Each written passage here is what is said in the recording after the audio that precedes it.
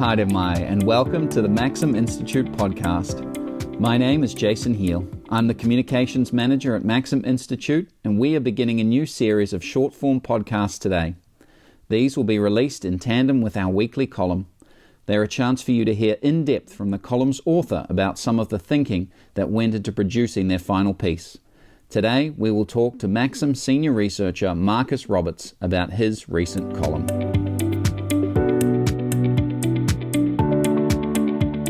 Well, hi Marcus. G'day, Jason. Thanks for joining us on the podcast this week. It's great to have you here. Oh, it's great to be here. Thanks for having me. So recently, you wrote for the Maxim column an article reflecting on the U.S. Supreme Court decision to overturn Roe v. Wade, the case that basically granted a constitutional right to abortion 50 years ago. Mm-hmm. And you were really reflecting on why it's such big news here in New Zealand. There were reactions from right across the political spectrum here, from MPs and ministers tweeting out, even the Prime Minister tweeting out their reactions to it. And in answer to that question, why it's such a big deal here in New Zealand, you made an interesting point that one of the reasons is that we're part of the US's informal empire, and that really stuck out for me in your article, and I just wondered if you would elaborate on that a little bit for us. Yeah, sure thing. I was being slightly provocative in saying that, but I think it's something that's a good chance for us to sit back and think about how much influence the United States' political and cultural battles and decisions, how much influence they have on us in New Zealand. It's not just a political issue, but you also make the point it's a cultural war issue as well, right?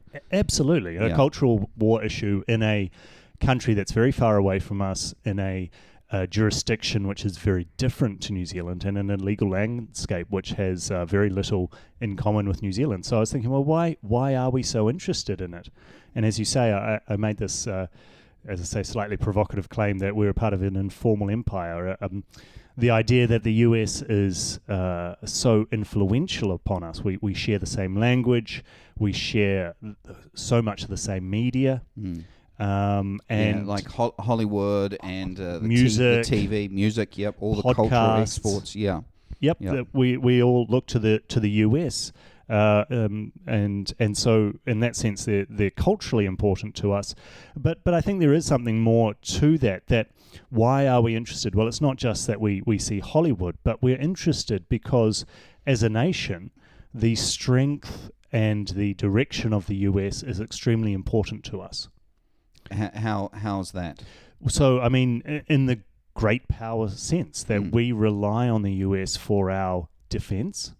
We rely on them to support us. We don't think about that, or we take them for granted.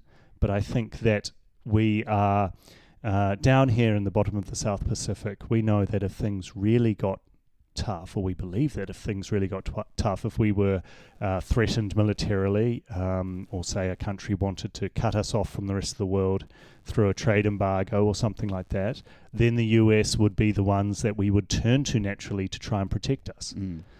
As opposed to Australia or the UK? Well, I think Australia would be also someone we'd turn to as being our next door neighbour and being very close to us both culturally and geographically. But the US is far more capable. It is the great power still. And the UK, yes, we might like to turn to them too, and in years gone by we would have as part of their formal empire. Yes, we would have. But again, they don't have the capability to help us. The US does. So that's also the sense I was meaning around the informal empire, that actually we have an interest in the US's strength, but also they have an interest in us. Not nearly the same. It's quite asymmetric relationship. We care more about them than they do about us, just due to size, etc. But that's why we are part of their intelligence sharing networks, why we're part of their defence alliances. We don't have ANZUS anymore, obviously, but there are other things that we're involved in, RIMPAC, things like that we go and send ships to. We're involved in Afghanistan, obviously, Iraq we were involved with. We're involved with what's happening in the Ukraine now militarily. So there are all sorts of ways in which we are taken up by the US into their various conflicts and interests around the world. So in that sense, I think we are definitely part of their informal empire. And in some ways formal as well, in that there are formal treaties and things like that that govern those relationships. But I guess what you're saying is even more than that as well. Their headlines then become important to us and become our headlines in many ways because of that informal and formal contractual nature. Yes, absolutely. You know, that we often say that America is so insular because they only think about themselves. Well, in a sense, we only think about them as well. It's just that they're thinking about themselves. We're looking to someone else. Yes, so that there is obviously a formal part to that relationship, but we're not a colony in the traditional sense. Yeah. We were a British colony, definitely in the traditional sense, and the relationship that we have now with the US is far less formalized. But it's no less, for being informal, it's no less real, and also it's no less, we shouldn't be surprised by this. Great powers, which the US, as I say, still is the great power, have always had these informal relationships outside their formal power structures. Countries that they are aligned with, countries that they have interests in, countries that they want to keep friendly. And so we're just one of those to the US. Well, thank you, Marcus, for that reflection on our status as part of the United States informal empire. Thanks so much. Oh, you're welcome, Jason. And now let's hear from Marcus as he reads his column. You've probably heard by now that the United States Supreme Court has voted to overturn Roe v. Wade and to remove a constitutional right to abortion that was held to have existed for the last 50 years. The court's decision in the case of Dobbs v. Jackson Women's Health Organisation was front-page news in New Zealand, as was the fact that all of our major political parties, with the notable exception of National, slammed the decision. David Seymour said that he was flabbergasted. The Prime Minister, Jacinda Ardern, described Dobbs as deeply upsetting, and that robbing women from making their own decisions feels like a loss for women everywhere. The Foreign Minister, Nanaia Mahuta, tweeted that the overturning of Roe v. Wade was draconian. But what has this court case actually decided? Abortion has been removed from the purview of the Supreme Court and is returned to the individual states to pass laws about. Abortion is no longer a legal question decided by 9 judges unaccountable to the people. Instead, it becomes a political question, as it is in New Zealand, to be determined by the democratic will of each state's voters. There will now be a significant divergence in how abortion is regulated across the country.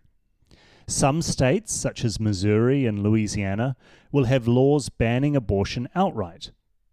Others, like California, have enshrined abortion rights in their state constitutions and have promised to financially support women from other states to have abortions in their state.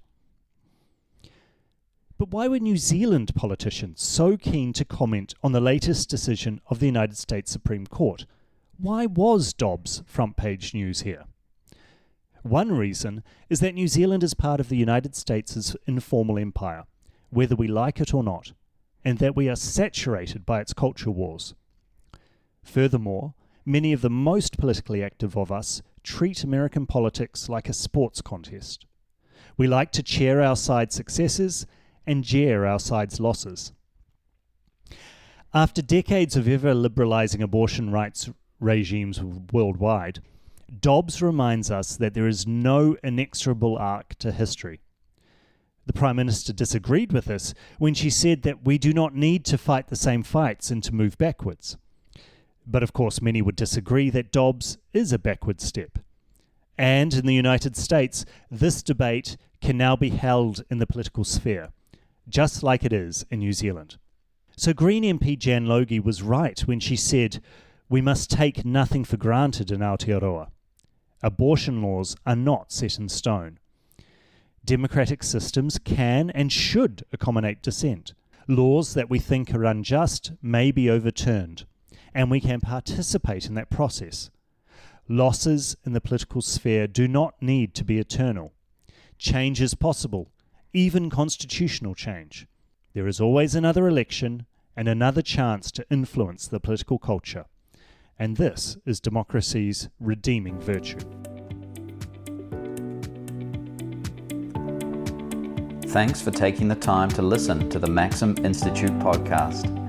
If you'd like to hear more from us and keep up with the rest of our research and analysis of politics and policy in New Zealand, you can sign up on the homepage of our website to get our monthly forum email and invitations to future Maxim Institute events. That's www.maxim.org.nz. You can search and subscribe to us on Apple Podcasts, Stitcher, or wherever you get your podcasts. From the team at Maxim Institute, goodbye for now.